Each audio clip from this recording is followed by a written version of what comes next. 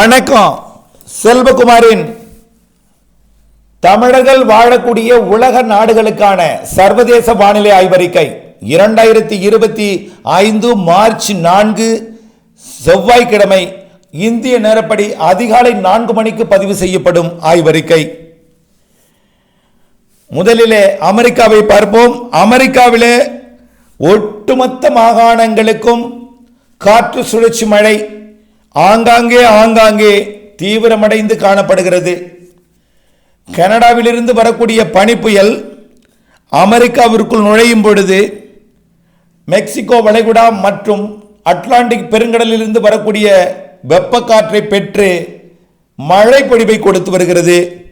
அதன் அடிப்படையில் கனடாவை ஒட்டியுள்ள மோண்டானா மற்றும் ஒட்டுமொத்த அமெரிக்காவிற்கு சால்ட் லேக் சிட்டி வரை தொடங்கி, அதாவது கொலராடோ மற்றும் கன்சாஸ் ஒட்டுமொத்தமே, அதாவது லூசியானா வரைக்குமே, டெக்சாஸ் மற்றும் அனைத்து மாகாணங்களுக்குமே ஆங்காங்கே மழைப்பொழிவை கொடுத்து வருகிறது.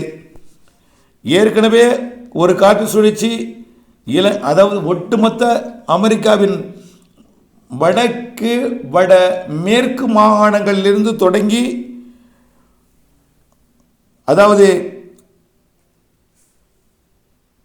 புளோரிடா முதல் கனடாவின் எல்லை வரைக்கும் அட்லாண்டிக் பெருங்கடல் ஓர அனைத்து மாகாணங்களுக்கும் மழைப்பொழிவை கொடுத்து விலகிய நிலையில் அடுத்த காற்று சுழற்சி அனைத்து மாகாணங்களுக்குமே மழைப்பொழிவை தொடக்கி இருக்கிறது. அதன் அடிப்படையில் படிப்படியாக மழைப்பொழிவு தீவிரமடையும், பாதிக்கும் மழைப்பொழிவு கூட கொடுக்கும். அதாவது மெக்சிகோ வளைகுடாவை ஒட்டியுள்ள வடக்கு பகுதி, அதாவது லூசியானா லேக் சார்லஸ் பகுதி தொடங்கி லிட்டில் ராக் மற்றும் அதற்கு வடக்கே இருக்கக்கூடிய எல்லா பகுதிகளுக்குமே நிறைய மழைப்பொழிவை கொடுக்கும். மிசௌரி மாகாணத்திற்கு வடக்கே இருக்கக்கூடிய ஐவா மற்றும் விஸ்கான்சின் போன்ற பகுதிகளுக்கும் மழைப்பொழிவை கொடுக்கும். இண்டியானா, அதனை தொடர்ந்து படிப்படியாக வரக்கூடிய நாட்களிலே மழைப்பொழிவுகள் எல்லா மாகாணங்களுக்குமே ஒரு பாதிக்கும் மழைப்பொழிவை கொடுப்பதாகவே தெரிகிறது. விரைவிலே ஒரு மழை பாதிப்பு குறித்த தகவல் வெளிவரலாம் என்று எதிர்பார்க்கப்படுகிறது. ஆனால் 2 நாளில் தான், 4ஆம் தேதி இன்று தொடங்கி 6ஆம் தேதிக்குள் நிறைய இடங்களில் ஒரு பாதிக்கும் மழைப்பொழிவை கொடுக்கலாம். இறுதியில் 6ஆம் தேதி, அதாவது டம்பா, அதாவது புளோரிடா மாகாணத்தோட மியாமி தொடங்கி ஒட்டுமொத்த கடலோரம் மழைப்பொழிவை கொடுக்கும். அதாவது 6ஆம் தேதி வாக்கில் வாஷிங்டன், நியூயார்க், கனடாவோட ஒட்டாவா மற்றும் டொரண்டோ உட்பட மழைப்பொழிவை கொடுக்கும். ஆக ஒட்டுமொத்த அமெரிக்காவிற்கு மழைப்பொழிவை கொடுக்க தொடங்கக்கூடிய இந்த காற்று சுழற்சி மேற்கு வடமேற்கு மாகாணங்களில் குறைவான மழையையும் மத்திய மாகாணங்களுக்கு சற்று அதிகரித்தும் படிப்படியாக தெற்கு தென்மேற்கு தெற்கு தென்கிழக்கு கிழக்கு மாகாணங்கள், அதாவது தலைநகர் வாஷிங்டன், நியூயார்க், ஒட்டுமொத்த புளோரிடா தொடங்கி கனடா எல்லை வரைக்கும் கடலோர மாகாணங்கள் எல்லாமே நிறைய மழைப்பொழிவை கொடுப்பதற்கு சாதகம் தெரிகிறது வரக்கூடிய 3 நாட்களிலே. அடுத்தபடியாக தென் அமெரிக்க நாடுகளை பார்ப்போம். தென் அமெரிக்க நாடுகளை பொறுத்த வரைக்கும் தொடர்ந்து மழை தாங்க. தென் அமெரிக்காவில் நிறைய இடங்களில் பாதிக்கும் மழையாக கூட பொழிந்து கொண்டிருக்கு. சீரான மழை பொழிந்தால் 1 நாள் 2 நாள் 3 நாள் பொழிந்தால் எந்தவித பாதிப்பும் தராது. மாத கணக்கில் மழை பொழிந்தால் என்ன ஆகும்? வழக்கத்திற்கு அதிகமான இந்த ஆண்டு தென் அமெரிக்க நாடுகளில் வடக்கு பகுதி, தென் அமெரிக்க நாடுகளோட வடக்கு பகுதியில் நிறைய மழை பொழிவு. கொலம்பியா, வெனிசுலா மற்றும் கயானா, பல்வேறு நாடுகளில் தென் அமெரிக்காவோட வடக்கு பகுதி, பெரு, ஈக்குவடார் எல்லாமே மழைப்பொழிவு தான், கனமழை பொழிவை கொடுத்து வருகிறது. ஆக இந்த நிலையில் தொடரும் மழைப்பொழிவிற்கு தென் அமெரிக்காவோட வடக்கு பகுதியில் உள்ள நாடுகளுக்கு முடிவு தெரியவில்லை. பெரும்பாலும் தென் அமெரிக்கா முழுவதுமே மழை தான். அதாவது அர்ஜென்டினா தொடங்கி கொலம்பியா வரைக்கும் மழை தான். ஆக இந்த மழை பாதிக்கும் மழையாக மாறத் தொடங்கி இருக்கிறது ஒட்டுமொத்தமாக. இதிலிருந்து என்ன தெரியுதுன்னா, கோடை மழை அதிகமாக இருக்கும் என்பதை தெரிவிக்கிறேன். ஆப்பிரிக்காவிலே அதே போல தான். ஏற்கனவே ஆப்பிரிக்கா நாடுகளாகிய மொரீசியஸ் மற்றும் ரீயூனியனை புயல் தாக்கியது. ரீயூனியனை 200 கிலோமீட்டர் 195 கிலோமீட்டர் வேகம் கொண்ட ஒரு புயல் தாக்கி வெள்ள பாதிப்பை ஏற்படுத்தி ஒட்டுமொத்தமாக சேதப்படுத்தியது அந்த ரீயூனியன், அதாவது பிரெஞ்சு கட்டுப்பாட்டில் கூடிய ரீயூனியன் ஒட்டுமொத்தம். மடகாஸ்கரை பார்த்தீங்கன்னா வெளியே பேச முடியாத அளவிற்கு அவர்கள் வாயடைத்து போயிருக்கக்கூடிய அளவிற்கு மழை, தொடர்ந்து மெல்ல நகரக்கூடிய காற்று சுழற்சிகள். ஏற்கனவே இப்போதான் ஒரு புயலிருந்து விடுபட்டு இருக்கு. இப்போ நிலநடுக்கோட்டை ஒட்டி நிலநடுக்கோட்டை இந்திய பெருங்கடலில், அதாவது மாலத்தீவினுடைய தெற்கு பகுதியில் உருவாகி இருக்கக்கூடிய ஒரு காற்று சுழற்சி படிப்படியாக தீவிரமடைந்து புயலாக மாறி வரக்கூடிய 8ஆம் தேதி 9ஆம் தேதி வாக்கில் அது போய் மடகாஸ்கரை தாக்கும் என்று எதிர்பார்க்கப்படுகிறது. பிறகு அது அப்படியே தொடர்ந்து மடகாஸ்கரில் இருந்து விடைபெற்று மொசாம்பிக் போய் தாக்கும்.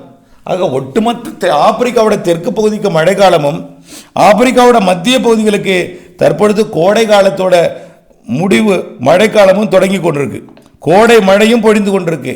அதாவது உகாண்டாவிற்கு தெற்கே நல்ல மழை பொழிவை கொடுத்து வருகிறது. இதில் பார்த்தீங்கன்னா காங்கோவுக்கும் நல்ல மழை தான் கொடுத்து வருகிறது. உகாண்டாவிற்கு வடக்கே மழை கொஞ்சம் குறைவாக இருந்தாலும் உகாண்டாவிற்கு தற்பொழுது மழை பொழிவு தீவிரமாகக்கூடிய வானிலை அமைப்பு செட்டாகி கொண்டிருக்கிறது. இனிமேல் உகாண்டா உள்ளிட்ட ஆப்பிரிக்க நாடுக்கும் மழை பொழிவை கொடுக்க போகிறது. அதன் அடிப்படையில் உகாண்டாவிற்கு இன்றைக்கு, அதாவது ஒரு மாலை 4 மணி அளவில், அதாவது உகாண்டா நேரப்படி, அதாவது கிழக்கு ஆப்பிரிக்க நேரப்படி தலைநகர் கம்பாலா பகுதிகளில் மாலை 4 மணிக்கு ஒரு தூறல் சாரலை கொடுக்கலாம், இடி மேகம் உருவாகலாம். ஆனால் பெருமழை இப்பொழுதுக்கு இல்லை. இப்படி படிப்படியாக நாளையும் 3-4 மணிக்கு ஒரு இடிமழை மேகம் உருவாகும். இப்படி மாலை நேர மழைப்பொழிவாக தொடங்கக்கூடிய இந்த கோடை வெப்பச்சலன மழை வரக்கூடிய நாட்களிலே படிப்படியாக அதிகரிக்கும். வரக்கூடிய 8ஆம் தேதியிலிருந்து மழை அதிகரித்து 9, 10, 11 தேதிகளெல்லாம் தினசரி மழை நல்ல மழைப்பொழிவை கொடுப்பதற்கு வாய்ப்பு இருக்கு. ஆனால் தொடக்கம் இது கோடை மழை தான். வரக்கூடிய மாத 10 தேதிக்கு மேலே தான் கோடை மழை என்பது பருவமழையாக மாறி மார்ச் 15-20 தேதிக்கு மேலே நல்ல ஒரு மழை பொழிவை உகாண்டா உள்ளிட்ட ஆப்பிரிக்காவின் வடக்கு பகுதி நாடுகளுக்கு, கென்யா, டான்சானியா மற்றும் எத்தியோப்பியா உள்ளிட்ட நாடுகளுக்கும் நல்ல ஒரு மழைப்பொழிவை கொடுக்கும். அதே போல் சோமாலியா, சூடான், சவுத் சூடான் எல்லாமே நல்ல மழைப்பொழிவை கொடுக்கும். உகாண்டா இயற்கை எழில் கொஞ்சக்கூடிய விக்டோரியா ஏரி பகுதியில் எல்லா நாளும் மழை இருக்கும். இனிமேல் மேலே தரைப்பகுதியில் மழைப்பொழிவு கொடுக்கும்போது தான் 1/2 மணி நேரம், 4 மணிக்கு மாலை, அது நாளைக்கு 3-4 மணி. இப்படி படிப்படியாக மழைப்பொழிவு உகாண்டா உள்ளிட்ட ஆப்பிரிக்க நாடுகளுக்கு அதிகரிக்கும். அடுத்தபடியாக பார்த்தீங்கன்னா ஆஸ்திரேலியாவை பொறுத்த வரைக்கும் ஏற்கனவே நாம் அறிவித்தது தான். ஆஸ்திரேலியாவோட மழை தீவிரம் விலகி இருக்கு, குறைஞ்சிருக்குன்னு சொல்லலாம். அதே நேரத்தில் ஆஸ்திரேலியாவோட கிழக்கு பகுதியில் ஒரு புயல் உருவாகி இருக்கு. அந்த புயலானது, அதாவது பிரிஸ்பேன் அருகே நீடித்து கொண்டிருக்கூடிய அந்த புயல் சிட்னி மற்றும் கான்பரே பகுதி வழியாக மெல்போர்ன் வழியாக இது கரை கடந்து மழைப்பொழிவை கொடுக்க போகிறது. கரை கடக்கும் பொழுது செயலிழந்துடும். அதாவது காப்ஸ் ஹார்பர் வழியாக நுழையக்கூடிய இந்த புயல் பிரிஸ்பேன் மற்றும் காப்ஸ் ஹார்பருக்கு ஒரு காற்றுடன் கூடிய மழைப்பொழிவை கொடுத்துவிட்டு, அதாவது வரக்கூடிய 7ஆம் தேதி 6ஆம் தேதிக்கு மேலே 6 தேதியிலிருந்து மழைப்பொழிவை கொடுக்கும். அதாவது பிரிஸ்பேனில் தான் அது கரை கடக்கும். 5ஆம் தேதி கரையை நெருங்கும். பிரிஸ்பேனில் 5ஆம் தேதி கரையை நெருங்கி 6ஆம் தேதி கரை கடந்து 7ஆம் தேதி வாக்கிலே அது காப்ஸ் ஹார்பர் வழியாக தொடர்ந்து அது தெற்கு நோக்கி சிட்னி மற்றும் கான்பெரா வழியாக மெல்போர்னுக்கு 10ஆம் தேதி அடைந்து அது அப்படியே டாஸ்மேனியா வழியாக அது அண்டார்டிகா பகுதியை நோக்கி விலகி செல்லும். ஆஸ்திரேலியாவிற்கு இந்த மழை தான் தற்பொழுது அச்சுறுத்தல் மழை. இந்த மழை கொடுக்கும் பொழுது வடக்கு மாகாணங்களில் கொஞ்சம் மழைப்பொழிவை கொடுக்கும். இப்படி இந்த புயல் இங்கே நகரும் பொழுது காற்றோட நுழைவு, காற்று குவிதல் என்பது ஒட்டுமொத்த ஆப்பிரிக்காவோட வடக்கு மாகாணங்கள் எல்லா மாகாணங்களுக்குமே, வடக்கு கரையோர மாகாணங்கள் எல்லா மாகாணங்களுக்குமே மழைப்பொழிவை கொடுக்கும். அடுத்தபடியாக பார்த்தீங்கன்னா Indonesia, Java, Sumatra, Singapore, Malaysia, Thailand காற்று சுழற்சிகள் இனிமேல் அங்கிருந்து தான் தமிழ்நாட்டின் நிலப்பகுதிக்கு மழைப்பிடிப்பை கொடுக்க, கோடை மழைப்பிடிப்பை கொடுக்க வரப்போகிறது. இலங்கைக்கும் கோடை மழைப்பிடிப்பை கொடுக்க வரப்போகிறது. ஆகவே இனிமேல் காற்று சுழற்சி மழைப்பிடிப்பு இந்தோனேஷியா, அது இந்தோனேஷியாவோட ஜாவா, சுமத்ரா உட்பட சிங்கப்பூர், மலேசியா மற்றும் தாய்லாந்து உட்பட புருனே, பிலிப்பைன்ஸுக்கெல்லாம் கோடை மழையை அதிகரிக்க செய்யும். கோடை வெப்பமும் அதிகரித்திருக்கும், திடீரென்று கோடை மழையும் வலுவாக பெய்யும், திடீரென்று குளிர் நிலமும் இரவிலே எல்லாம் கலந்த வானிலையாக இந்த பகுதிகளுக்கு இருக்கும். தமிழ்நாட்டை பொறுத்த வரைக்கும் தனியாக அறிக்கைகள் நிறைய சமர்ப்பிக்கப்பட்டிருக்கிறது. இலங்கைக்கும் தனியாக அறிக்கை சமர்ப்பிக்கப்பட்டிருக்கிற நிலையில் அடுத்தபடியாக இந்திய தேசத்தோட வடக்கு பகுதி, அதாவது வட மாநிலங்களில் எப்படி இருக்கும் அப்படின்னு பார்த்தீங்கன்னா, தற்பொழுது வட மாநிலங்களுக்கு மேற்கத்திய இடையூறு காஷ்மீர், அதாவது மேற்கத்திய இடையூறுனா என்ன, ஒரு காற்றழுத்த தாழ்வு பகுதி. அந்த காற்றழுத்த தாழ்வு பகுதி மத்திய தரைக்கடல் பகுதியிலிருந்து காஷ்மீருக்கு வரும். காஷ்மீருக்கு வரும் பொழுது அங்கே உறைந்திருக்கக்கூடிய பனியை உருக செய்யும். வெப்பக்காற்று, தாழ்வு என்பது வெப்பக்காற்று, உயரழுத்தம் என்பது குளிர்காற்று.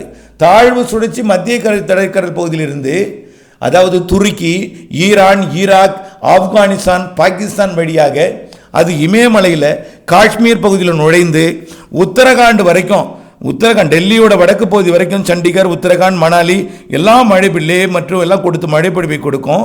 அதில் இமயமலை பகுதிக்கு வரும்பொழுது உருகி இருக்கக்கூடிய பனியை சருகை செய்யும், உருகை செய்யும், பனிச்சரிவை ஏற்படுத்துகிறது. இதனால் பனிச்சரிவில் ஏற்கனவே 10 பேர் உயிரிழந்திருக்கிறார்கள்.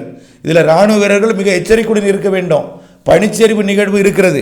இன்றிலிருந்து மீண்டும் மேற்கத்திய இடையூறால் பனிச்சரிவுக்கு வாய்ப்பு கூடுதல். 2 நாட்களுக்கு பனிச்சரிவு வாய்ப்பு இருக்கிறது.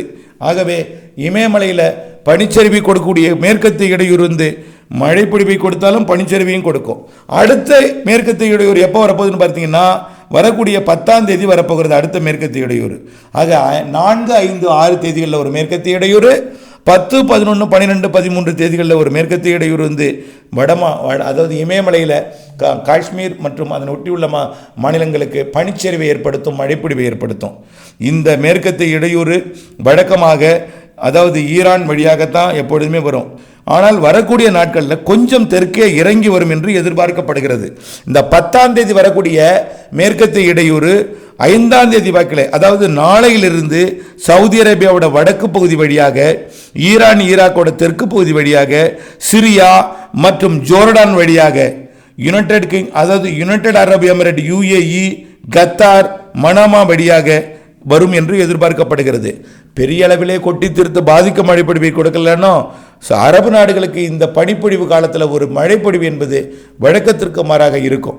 ஆகவே சவுதி அரேபியாவோட வடக்கு பகுதி, குவைத் சிட்டியை ஒட்டியுள்ள பகுதி, அதாவது ரியாத் உட்பட, அதே போல மெக்கா, மதினா உட்பட இந்த மழைப்பொழிவு கொடுக்கலாம்.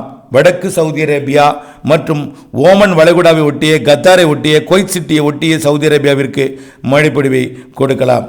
மேலும் வரக்கூடிய மார்ச் மாதம், ஏப்ரல் மாதங்களில் சவுதி அரேபியா உள்ளிட்ட அரபு நாடுகளுக்கு மழைப்பொழிவை கொடுக்கக்கூடிய காற்று சுழற்சி மேற்கத்திய இடையூறு வரும் என்று எதிர்பார்க்கப்படுகிறது. அதே போல் ஐரோப்பிய கண்டத்தை பார்த்தீங்கன்னா, தற்பொழுது அதாவது அமெரிக்காவிலிருந்து வரக்கூடிய, அதாவது கனடாவிலிருந்து வரக்கூடிய காற்று சுழற்சி பனிப்புயல் தொடர்ந்து அது கனடாவிற்கு பனிப்புயலை கொடுத்து விட்டு அமெரிக்கா வரும்போது மழைப்பொழிவை கொடுத்து அட்லாண்டிக் பெருங்கடலில் இறங்கி அது அப்படியே எங்கே வரும்னா கிரீன்லாந்து நோக்கி வரும். அது யுனைடெட் கிங்டம் வரும்பொழுது மழைப்பொழிவை கொடுக்கும். இப்பொழுது யூகேவிற்கு மழைப்பொழிவை கொடுத்து கொண்டிருக்கிறது. யூகே மட்டும் இல்லை, அயர்லாந்துக்கும் மீண்டும் ஒரு மழைப்பொழிவை கொடுக்கக்கூடிய ஒரு காற்று சுழற்சி வரக்கூடிய 8, 9, 10 தேதிகளில் மழைப்பொழிவை கொடுக்கும் என்று எதிர்பார்க்கப்படுகிறது. இப்படி ஐரோப்பிய நாடுகளுக்கும் பிரான்ஸ் உள்ளிட்ட நாடுகளுக்கும் மழைப்பொழிவை கொடுக்கக்கூடிய நிகழ்வு குறிப்பாக மத்திய தரைக்கடல் பகுதியை ஒட்டியுள்ள கிரீஸ் மற்றும் இத்தாலி வழியாக நிகழ்வுகள் அது இமயமலை நோக்கி வரும் என்பதனால மழைப்பொழிவுகள் மத்திய தரைக்கடல் நாடுகளுக்கு கோடை மழைப்பொழிவு வலுவாக இருக்கிறது என்பதை தெரியப்படுத்த விரும்புகிறேன். தொடர்ந்து அப்டேட்ஸுடன் இணைந்திருங்கள். வானிலை அறிந்து பணி செய்திடுங்கள். நன்றி.